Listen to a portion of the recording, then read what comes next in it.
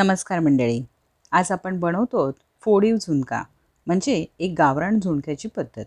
त्यासाठी आपण सर्वप्रथम एका भांड्यामध्ये साधारण 1.5 वाटी इतकी चणा डाळ घेतलेली आहे. आता इथे आपण चणा डाळ आहे ती स्वच्छ पाण्याने धुवून घेणार आहोत. आता यासाठी आपण 4-5 वेळा पाण्याने तिला व्यवस्थित धुवून घ्यायचं आहे. तिची जी घाण किंवा एखादा कुठला कचरा वगैरे असेल तर तो सर्व निघून जाईल आणि त्यानंतर आपल्याला हे पाणी काढून टाकायचं आहे. आता यामध्ये स्वच्छ पाणी घालून आपल्याला रात्रभर तिला झाकून व्यवस्थित भिजत ठेवायचं आहे. आता तुम्ही पाहू शकतात मी रात्रभर डाळ झाकून ठेवलेली आहे आणि आता सकाळी आपली डाळ छान फुलून वर आलेली आहे. आता यामधलं जे अतिरिक्त पाणी आहे ते काढून टाकायचं आहे. मिक्सरच्या भांड्यामध्ये साधारण 3 हिरव्या मिरच्या आपण तोडून घालून घ्यायचे आणि त्यावरती आपण ही भिजवलेली डाळ घालून घेणार आहोत.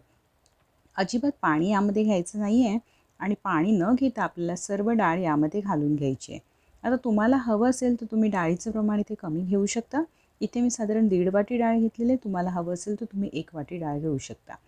पाणी न घालता आपल्याला अशा प्रकारे डाळ वाटून घ्यायची आहे. तुम्ही पाहू शकता छान अशी डाळ वाटून झालेली. अतिशय पातळ मिश्रण नाही आहे, थोडंसं खरपूस आहे. आता आपण काय करायचं आहे, एका कढईमध्ये छान 1 वाटी किंवा 1 ग्लासभर पाणी घ्यायचं आहे. त्यावरती चाळण ठेवायचे आणि त्यावरती आपण थोडंसं तेल घालून घेणार आहोत. आता हे तेल हलकंसं पसरवून घ्यायचं आहे. त्यावरती आपण जे चण्याच्या डाळीचं मिश्रण बनवलेलं आहे ते पसरून घ्यायचं आहे.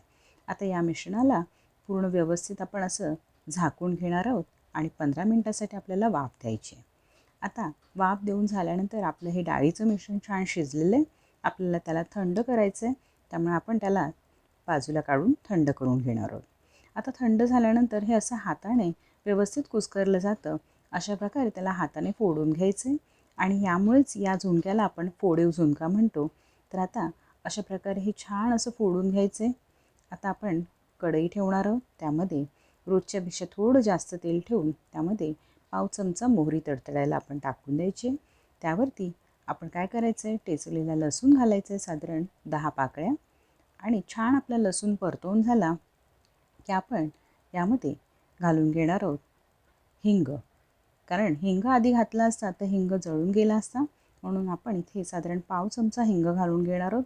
हिंग तडतडला की आपण बारीक चिरलेला कांदा यामध्ये घालून घेणार आहोत.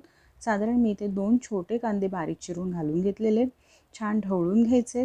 व्यवस्थित ढवळून झाले आणि कांदे आपले छान नरम झाले की आपण यामध्ये हळद घालून घेणार आहोत. साधारण इथे मी अर्धा चमचा हळद आणि 1 मोठा चमचा लाल तिखट घालून घेतलेलं आहे. या स्टेजला तुम्हाला हवं असेल तर तुम्ही कांदा लसूण मसाला वापरू शकता, पण मी मिरच्या घातलेल्या आहेत त्यामुळे मी मसाल्याचं प्रमाण बेताचंच ठेवलेलं आहे. व्यवस्थित ढवळून घ्यायचं आहे. छान ढवळून झालं आणि आपला मसाला आहे तो तेलामध्ये थोडासा शिजला की आपण यामध्ये चण्याच्या डाळीचं मिश्रण घालून घेणार आहोत. आता इथे सर्व मिश्रण मी घालून घेतलेलं आहे. छान आता आपण व्यवस्थित ढवळून घ्यायचं आहे. ढवळून आपलं मिश्रण एकत्र झालं की आपण यामध्ये घालून घेणार आहोत चवीपुरतं मीठ. कारण आपण मिश्रण शिजताना मीठ घातलेलं नव्हतं, त्यामुळे आता इथे संपूर्ण झुणक्यासाठी जेवढं मीठ लागणार आहे तेवढं मी घालून घेतलेलं आहे. व्यवस्थित आपण ढवळून घ्यायचं आहे. छान ढवळून झालं की आपण यामध्ये हे मीठ आणि आपलं जे झुणका आहे तो एकत्र होण्यासाठी जेवढं सगळं आपल्याला म्हणजे असं वाटतं आहे तितकंसं आपण थोडंसं याच्यामध्ये पाण्याचा हापका देणार आहोत. पाण्याचा हापका दिल्यामुळे काय होतं, मीठ एकत्र होतं, मीठ एकजीव होतं आणि जो झुणक्याचे कुठे कुठे असे थोडेसे जाडसर असे तुकडे राहिलेले तेही दाबून आपण थोडेसे नरम करू शकतो. आता अशा प्रकारे आपला झुणका व्यवस्थित एकत्र करून घेतला की 5 मिनटं आपल्याला त्याला छान असं शिजवून घ्यायचं आहे. आता आपण याला व्यवस्थित ढवळून घ्यायचं आहे आणि ढवळून झालं की आपण यामध्ये वरून कोथिंबीर घालून घेणार आहोत. कोथिंबीर घातल्यानंतर आपण एकत्र करून घ्यायचं आहे आणि हा गरमागरम झुणका तुम्ही भाकरी किंवा चपातीबरोबर एन्जॉय करू शकता.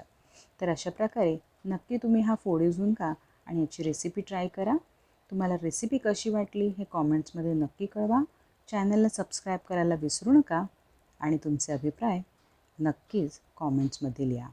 धन्यवाद.